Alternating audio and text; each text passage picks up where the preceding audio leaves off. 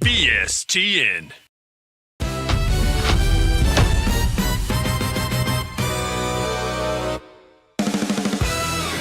Ho, ho, ho, and welcome to the BSTN Christmas special. I'm your special guest, host, Sales-a-Claus, and boy, oh boy, do I have a list this year. I've been checking it twice. Actually, I've been checking LinkedIn activity, conversation intelligence recordings, and your CRM hygiene. You know what's magical about Christmas? Judging people's behavior. Did they pitch slap strangers on LinkedIn? Did they enforce their sales process? Did they actually help their buyers? Or did they just spam them with touching-base emails? Tonight, we're diving into two special segments, Naughty or Nice, where I judge real sales behaviors and real sales people from 2025. Then, the Sales Wish List, where I grant wishes to those who've been extra nice this year. Let's get festive.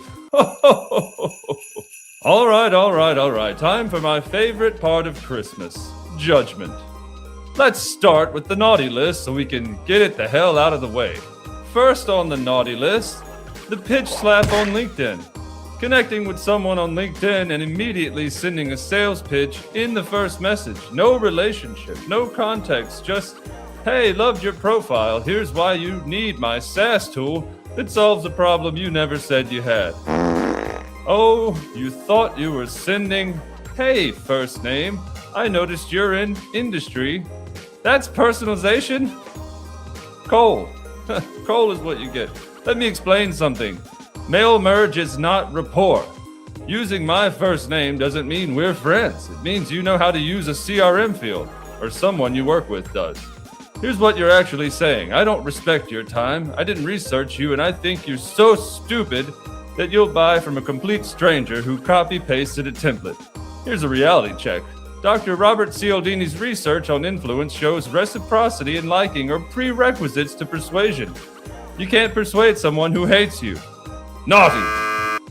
You get a LinkedIn account that only receives pitch slaps forever.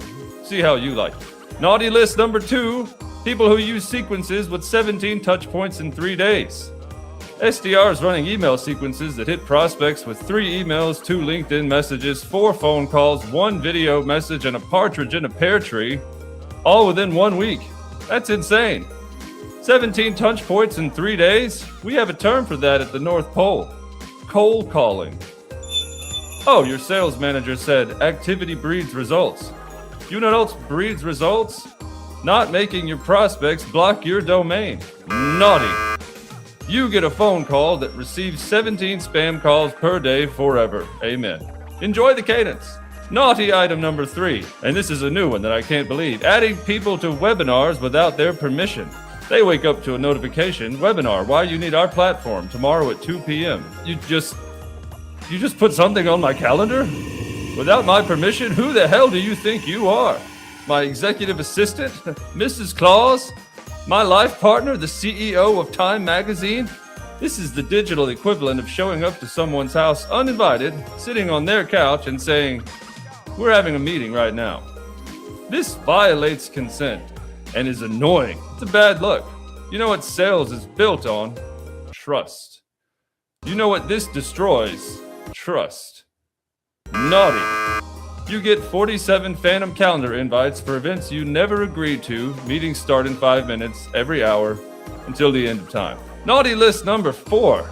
Sales managers not using process enforcement tools.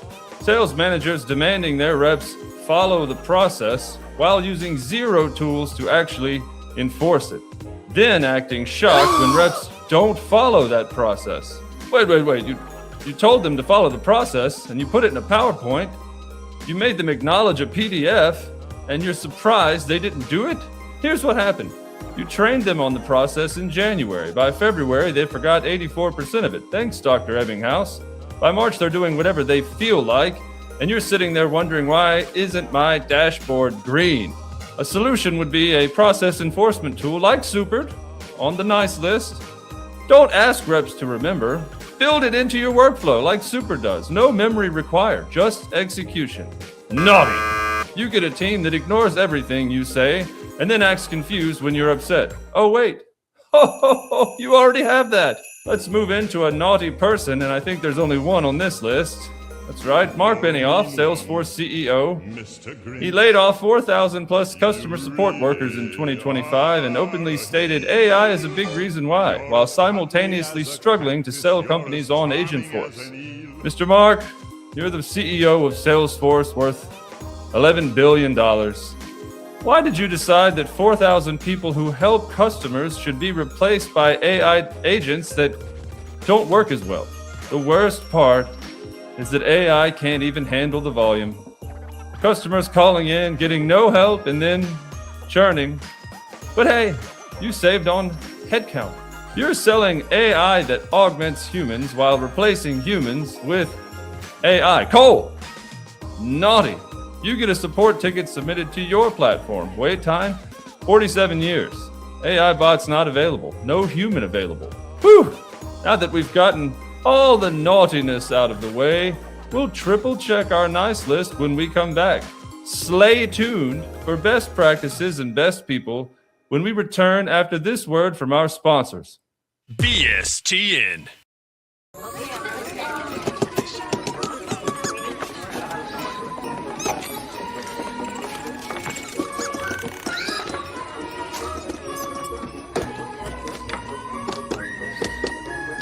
Hey, Ming Ming. I'm gonna be a little bit short on today's quota.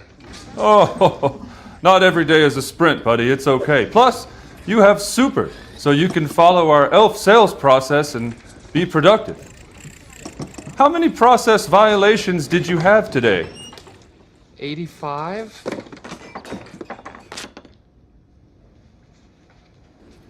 That puts you in dead last on the leaderboard. Why don't you just say it? I'm the worst toy maker in the world. I'm a cotton-headed ninny-muggins. No, buddy, you're not a cotton-headed ninny-muggins. You're not a toy maker either. You're a sales rep. But that's why we have Supered, so you can follow our process. It's right there in front of you, visible, so you know what to do now and what to do next. Just get your process board to 0. That's how easy it is. Seems like everyone else has the same talents except for me. No, that's just it. With Supered, even you can have the same results and outputs as everyone else because it guarantees you follow the same sales process. I see when you are selling. I know when deals are late. I know when you've done bad or good. Just use Supered for goodness sake. Otherwise, you'll be looking for employment at the South Pole. Oh, welcome back to BSTN. I'm Sales-a-Claus, your special guest host. Let's dive right into the nice list, shall we? We start our nice list with SDRs who invest in building their personal brand on LinkedIn and other social platforms, sharing insights, sharing lessons learned, helpful content, and engaging with people via thoughtful comments, so that when they do reach out, a prospect already knows and trusts them, or at least is familiar. Oh, now we're talking. Somebody read my blog. Look at you playing the long game.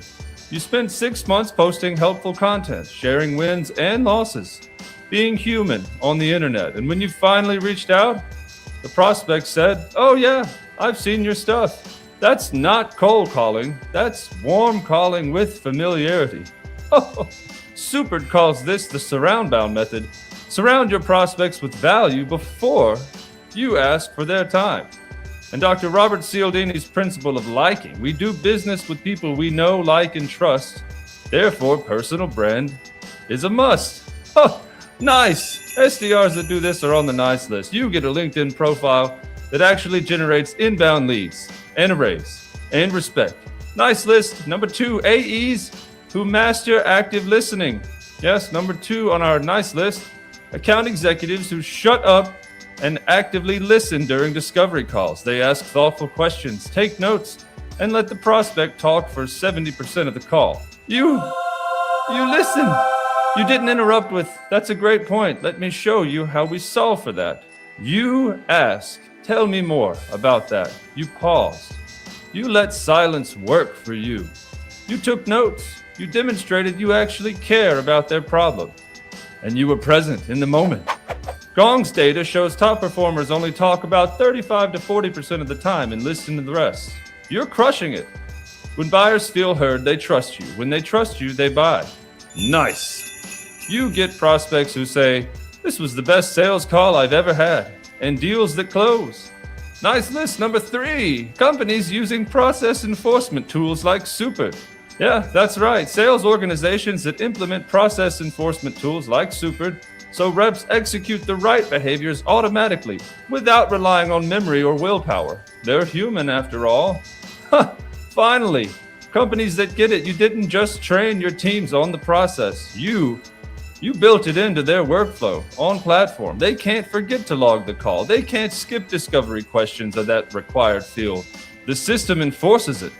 Dr. BJ Fogg's behavior model says behavior equals motivation plus ability plus prompt. And you gave them ability and prompt. No excuses. By the way, Super customers see 40% improvement in process adherence and 23% improvement in quota attainment. That's ROI. Nice. You get predictable revenue through standardizing sales behaviors and outcomes, and a team that actually does what you trained them to do. And here we have some especially nice people, starting with George B. Thomas, the HubSpot helper. He's spent 10 plus years creating free educational content, helping thousands of people learn HubSpot, matching his hats and hoodies together, and most recently building an AI clone of himself, trained on 16 million words of his content so he can help people 24/7 in 56 different languages, all while being genuinely kind to everyone. Nice list, MVP, George. You get eternal respect from the sales community, and probably heaven. Nice person number 2. Well, it's Jen Allen Knuth, founder of Demand Gen.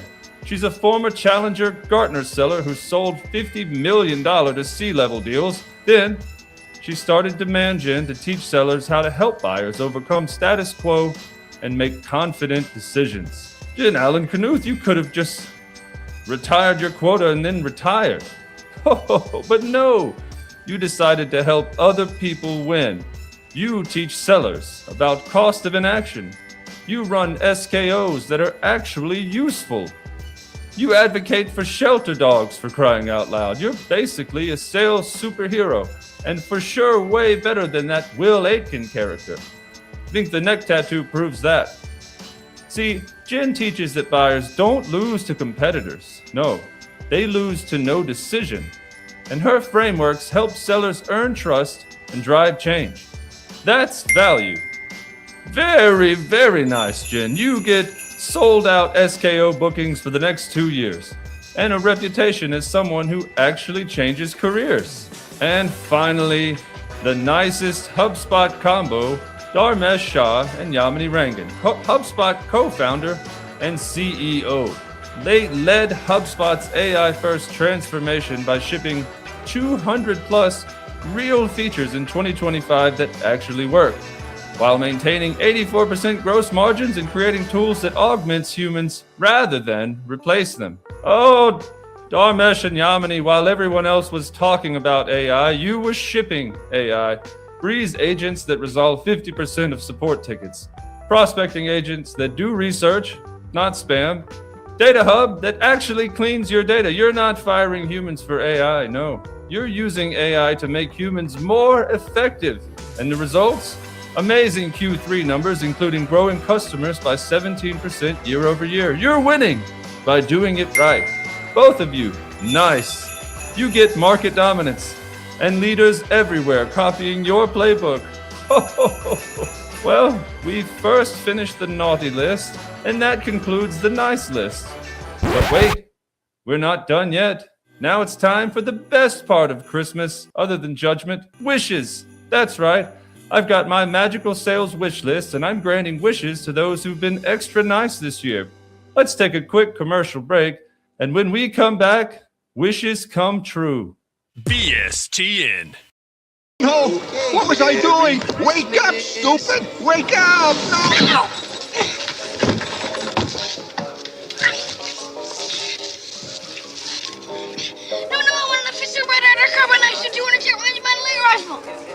You'll never be able to follow a sales process in your CRM with that. How about Supered? Their new process rules are like Christmas magic for your sales teams, giving real-time visibility into performance. Merry Christmas. Ho, ho, ho.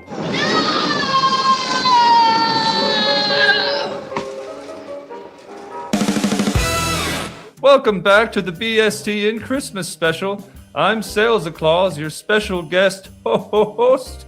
And now, my favorite part, the sales wish list.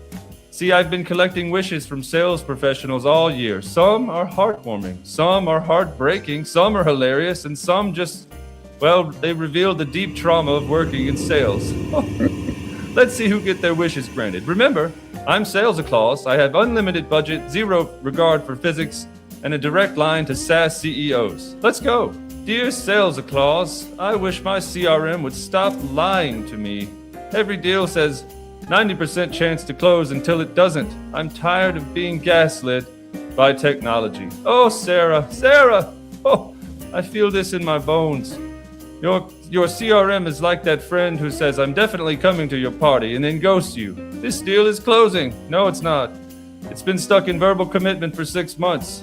Sarah, I'm giving you the gift of an introduction to a Supered partner to help clean and optimize your HubSpot instance. By the way, if you have a different CRM, I'm giving you a naughty list pass just this once. Oh, and process boards by Supered. This ensures you aren't lying to yourself with your sales process and ensures that you'll never be on your manager's naughty list. Also, I'm personally visiting your CRM and deleting every deal stuck in verbal commit for more than 90 days. You're welcome. Wish granted. Dear Sales-a-Claus, my manager loves to schedule quick syncs at 4:50 p.m. on a Friday. I've missed 3 date nights. My partner thinks I'm having an affair with my calendar. Marcus, your manager is a monster. He's probably on the naughty list. A calendar colonist, he is. Quick sync? There's no such thing as a quick sync at 4:50 p.m. on a Friday. That's a 45-minute meeting about next quarter's pipeline that could have been a Slack message.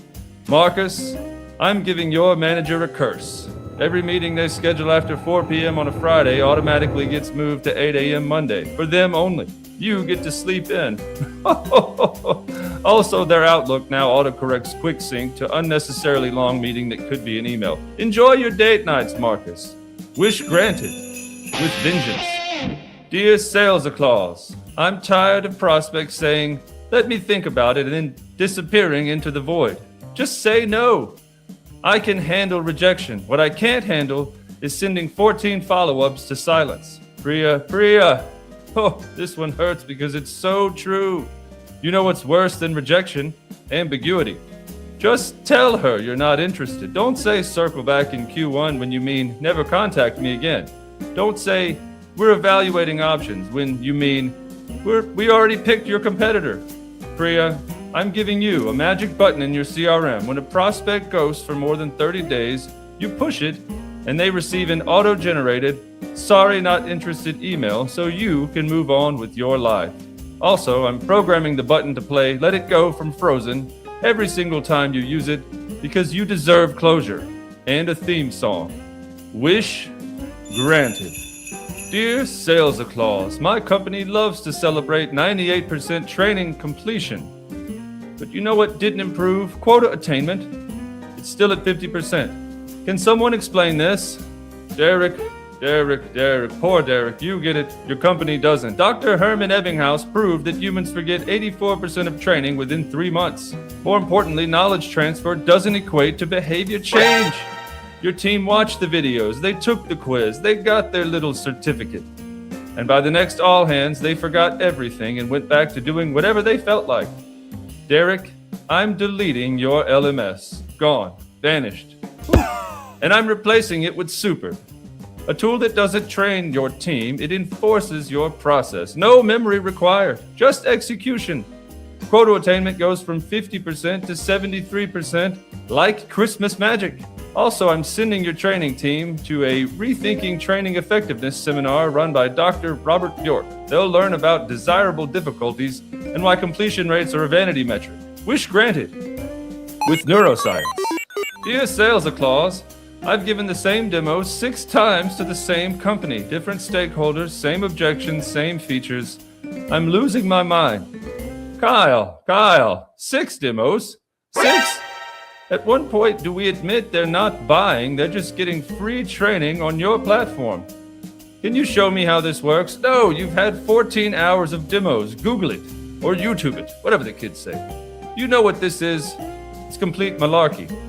They're evaluating because their boss told them to evaluate, but they already know they're buying from your competitor. Kyle, I'm giving you a demo limit rule. After 3 demos to the same company, they must submit a formal procurement request or schedule a no-demo conversation about why they haven't bought yet. Also, I'm installing a pop-up on your demo platform that says, "This is your 6th demo. Are you buying or just wasting my time?" Wish granted. And that, my friends, is the sales wish list for 2025. To Sarah, Marcus, Priya, Derek, and Kyle, your wishes have been granted. May your Q1 be full of closed deals, honest prospects, and managers who respect your Friday nights.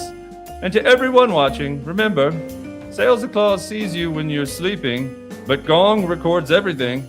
Be nice to your buyers, enforce your sales process, and stop celebrating completion rates. Now, I know I granted a bunch of wishes, but here's a wish of mine that you can help grant.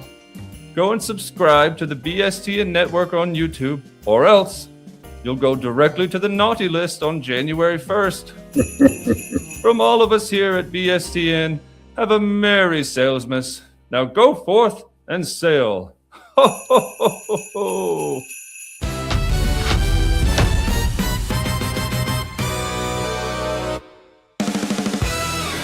BSTN.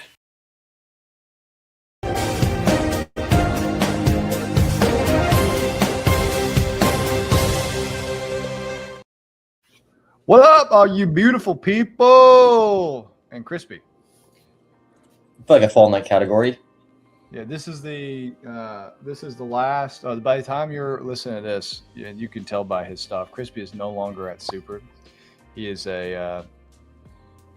he's left us. Bittersweet. But he's gonna do something. He said he's gonna sling a bunch of stuff. So he's gonna. What's the commitment? 500 seats of Super that will be sold. I registered a deal today. What? Okay. Well, let's see. We'll find out. We will say. We will see if this happens, and we'll keep a record on this. He is not losing problem POV because he might be leaving Super. But I like you being here, like a loss. It's fun. Yeah, I like being here. Okay. So let's get into it. We're doing a bit different. We are doing some Would You Rathers, and we're going to have our secret wizard host that you're never going to see but has a beautiful voice. He's going to read this to us, and we're going to pick. You must actually be quiet when the buzzer happens, Crispy. I know. So just as a point. Is that good? Okay. This is sales Christmas wish list themed. If I had a wish list for Christmas, then Crispy staying at Super would be on it. But that's not an option. It's December 2025, and sales reps everywhere are dreaming of what would actually make their jobs easier in the new year. We asked 500 sellers what's on their Christmas wish list, and the answers may shock you. We're putting together Matt versus Crispy in this special segment for Christmas. Round 1, would you rather have option A, 20% higher base salary, same commission structure. Option B, better territory with 50% more ideal customer profiles, but same comp. We have to say at the same time, right? Go ahead. Let's do 1, 2, 3 and then say the answer. Okay. Okay. 1, 2, 3. B. Yeah. Okay. Cool. B. Woo! Yeah. Only pansies pick A. What are we talking about? And I was gonna say option B with the caveat of, as long as you don't have a cap on your commission, on your variable. But option B, no brainer. Like there's way more opportunity there versus just a base increase. If you want a base increase in this scenario, you're not a real sales rep. You're not a killer. That's the difference. Is this why you're leaving Super? Yeah, basically. Yeah.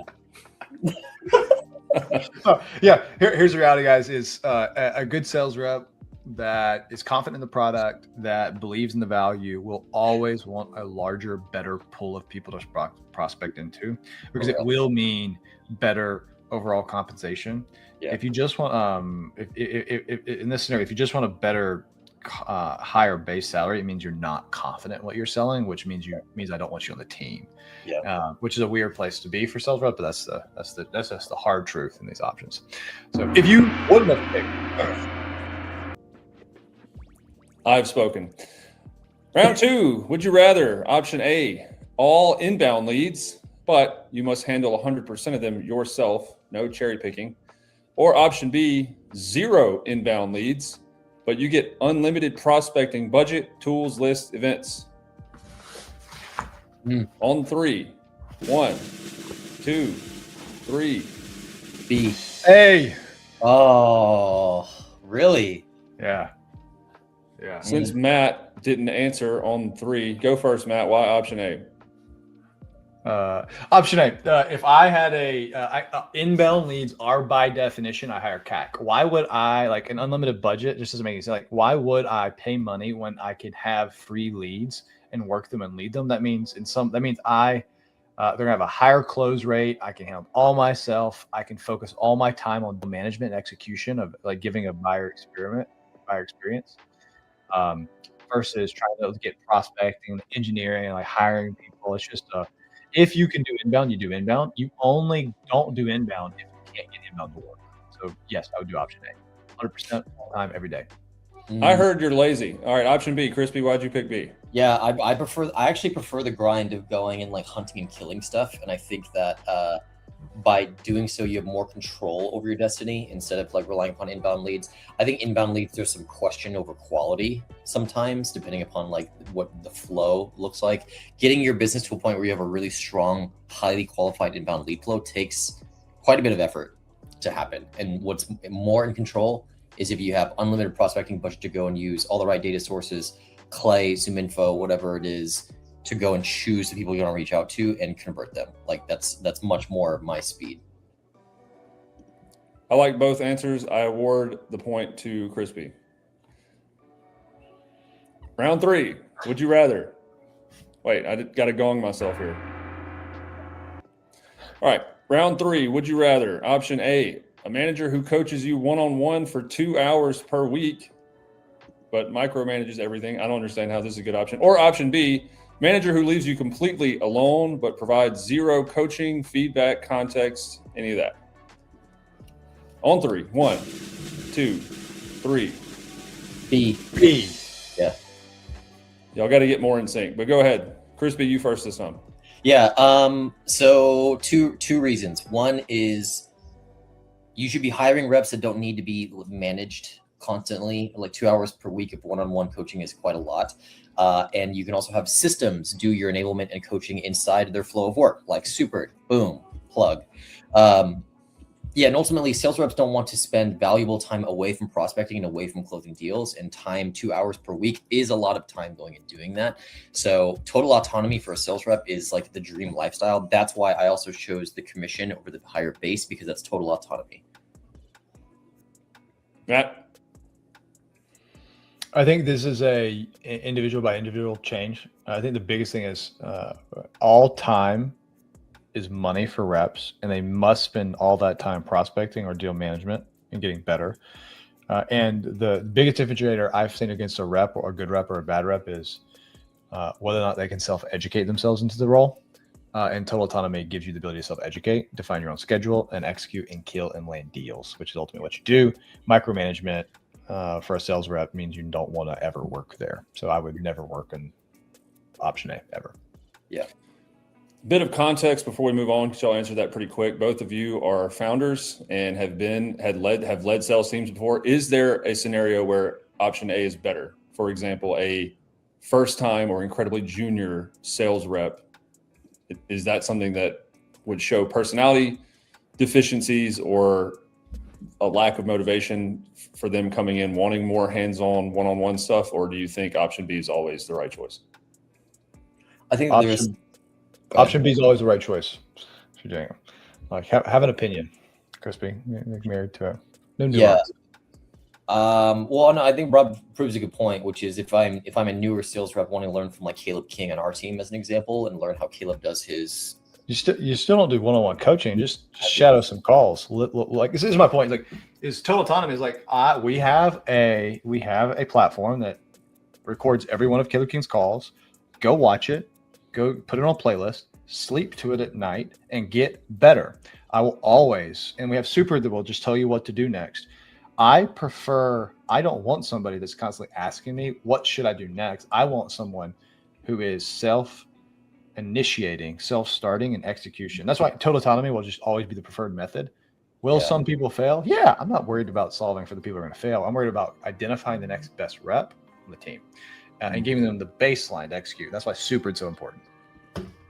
As a caveat here, I think option A, if it had been stripped down and said, this is in person, so it's not one-on-one coaching, it's just access to people directly in an in-office scenario, may be it, but that would void the question. Moving on.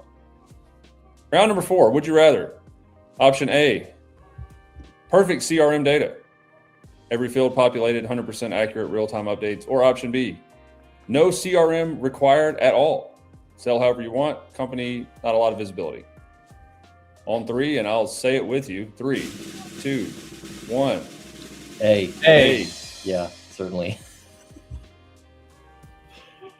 Tell us why option B is such a bad idea. I've been the founder at a company and it's hard to keep a CRM up to date. And every single time I kept my CRM up to date, even when I'm a one-man sales team, it's always bit me in the butt. I'm missing something. You must have a CRM that's, even if I'm managing projects, it's the idea of having a management system that says, I have this thing due for this person. I've contacted this person this often. Here's what has been sent. Give me the context. Like that just has to happen to give good experiences to people. And that's what CRM is at its most basic. So the no CRM required means I'm not going to give them a good experience and something will fall through the cracks. And thus it's not a real option. I agree. Yeah. And I think that falls in the category for me of like data-driven decisions of here is when I should reach out to this person next based upon the context that I know from when I reach out to them last, keeping yourself organized generally. Like, that's the best sales reps choose perfect CRM over no CRM. Like I've yet to ever meet a sales rep that has been high performing with no CRM. Only bad CRM. I mean, I say this now and you can fight me. Only bad reps don't want a CRM because they're scared of what it's going to show. I agree. I totally agree. CRM could also stand for context-rich memory. So you could think of your CRM as serving as an external memory brain for you, Matt. Option 5, would you rather? Option A, 10 dream accounts. Perfect ICP, huge budget, no one pain, but 12 to 18 month sales cycle. Option B, 100 mid-market accounts. Decent fit, some budget, 30 to 60 day sales cycles. 3, 2, 1. B. Yeah. Ooh. Matt, you're up. I just like selling to mid-market more. I think the reality is there are software that just does, especially in the public arena, like government, that does a few big giant accounts and they spend 18 months to 24 months before they even get their first deal. I just don't like working there. Like I like to get momentum. I like to make a few wins.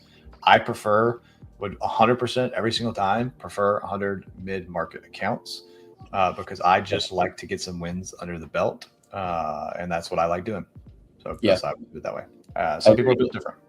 I think momentum is real with sales reps as you close deals or don't close deals. Honestly, I think momentum is a driving factor in performance. And I remember when I was selling in the enterprise sector, do you know where most enterprise deals end up dying? Is in the contract and legal phase, which takes fucking forever to get to. And so selling to enterprise blows. Not a fan of it. It's terrible. It's long. You have so much fucking red tape and stupid stuff that you have to deal with. So mid-market all day, much quicker sales cycles, a lot more fun, to be honest. You have to deal with less decision makers, less red tape, and it's just generally quicker speed to money, honestly, as a rep. Great job. That has been our sales Christmas wish list segment. And now I'll kick it back over to Crispy for debate 5. Awesome. So, November 2025, research from Sales Hackers shows 73% of objections in deals stem from inadequate discovery, not buyer concerns that emerge later. Traditional sales training dedicates 40% of curriculum to overcoming objections, but Gong data reveals that deals requiring heavy objection handling close at 34% versus deals with minimal objections at 81%. It's a big difference. Should reps learn to handle objections better or prevent them entirely through better qualification?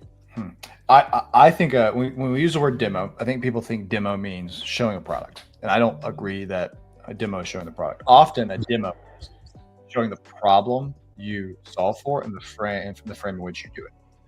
And I've been on demos. I've been on like qualification calls where I ask no discovery questions because I knew the person and the pain that I knew I was about to talk about. I just knew their pain better than they did. Mm. Need to qualify it. I just needed to talk about the pain, do a demo of how I was solving the pain, and then let them emote afterwards. And then my level of emoting at that point would show me discovery questions. So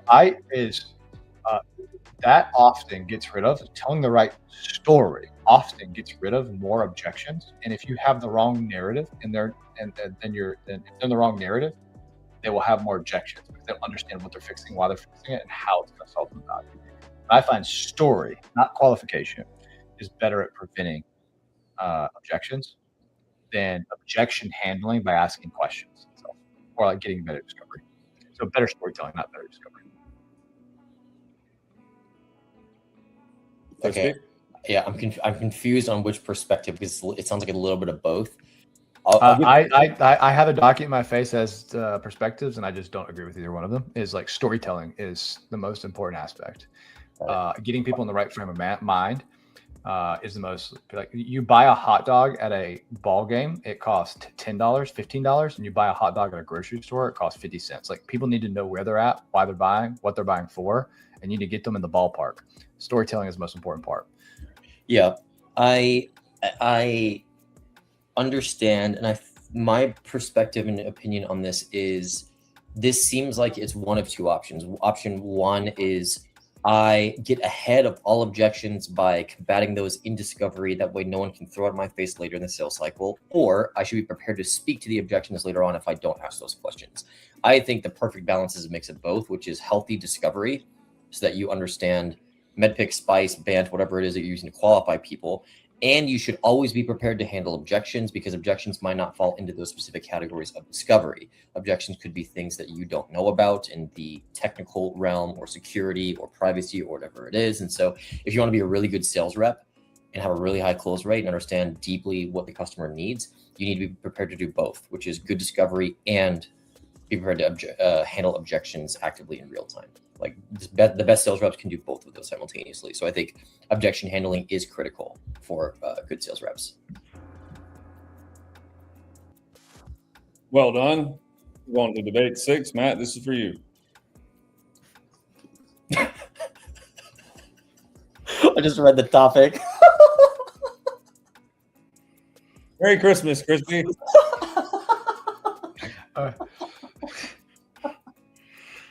Oh gosh. Debate 6. Leaving a startup before it takes off is the smartest career move. A viral Twitter thread in late 2025 from former Stripe employee 247 sparked debate. They left after 18 months pre-IPO for a 40% salary bump, missing out on $2 million plus in equity. Comments split between "you can't predict the future" and "loyalty pays." With 90% of startups failing and equity often worthless, is staying for the upside rational or just gambling? Crispy, pass over to you. Oh, fuck. I guess I could. My choice is only. I can only choose one of these. This is the right answer. No pressure, buddy. Oh shit! Oh man, leave early. Secure the bag. Fuck these people. All right, let's give it fair. Everybody, Crispy ain't leading for a bag. He's creating another. He's going for another company. So let's do this. Oh shit. I'll answer this in a a real way, which is I believe so much in Super that I'm going to go build a business around it, which is very different than like leaving a startup because you don't believe in the mission. I believe in it so much that I know I can create an entire business model around it and go to the moon with it. And so that's how I will add as much value to the business as possible. The equity piece and the average startups and how they go to market and how they scale and the rocket ship growth, stuff like that. Yes, I've always been someone that's been very entrepreneurial, and I'm going to lean into that. And I believe so much in Super that I'm going to build a business around it. Not HubSpot, but Super. Matt? I have I think that I just enjoy working at startups, and I think the majority of learning occurs in going from 0 to 1. Famous book by Peter Thiel is 0 to 1, and understand how to be a value creator versus a value maintainer. I think learning in the value creation is only learned in startups, and there's a lot of upside. I don't think you stay because of the upside. And so if you're staying just for upside, and this is a conversation between making a bunch of money or making generational wealth type money, I think that's the wrong conversation. The conversation is, where do you like working? Do you like working and creating value? Do you like moving fast? And I just prefer being a startup. So I would never tell someone stay in a startup so you can make more money. I would say being a startup because you like being in a startup. Yes. Be in a corporate location if you like and need. You don't want to have to work all day, and you don't want to have burdens, and you in a stage maybe there's a stage of life where you just want to carry less. Yeah. So it's never a money, and as soon as it's a money issue, you're already making the wrong decision for the wrong reasons, and you will not be happy in either place. I agree. I have a story on this actually. I was talking to one of my friends recently who just finished his MBA, and he was like, "Oh, I just finished," and I was like, "Congratulations on achieving nothing." An MBA is such fucking. You know how many dumbasses I've met with MBAs? If anyone out there's an MBA, congratulations. But I guarantee you, 6 months in a startup will teach you more about business than what an MBA will. Guaranteed. And that's the value of working in early stages. You learn so many different things in so many different areas that are transferable to a different, to your career path generally. So valuable. Again, not the money, but the experience of knowing how to do things. Intangible. Love it. Cool. All right. That is all the time we have for today, but I will let our two gracious hosts close us out. Is William frozen again? Oh, there you go. He's back. Oh, wait. I'm here. You back? Yeah, I'm here. I would say I'm here. You're looking at me weird, but I don't look weird. I don't think. If I was leaving with something, these are for sales reps or in general, is no matter where you are or what you're doing, if you don't believe in the product you're building, you're selling, or you're serving, you will be bad at your job. And so that right now doesn't mean go leave the place you're at. It just means get really good and understand the product. And once you have that belief in what you're doing, you will start to think this way. And that way is, if I don't serve this person, if I don't help this person buy this product, if I don't help save this person from churning, if I don't build the product in this way, then I am not respecting them.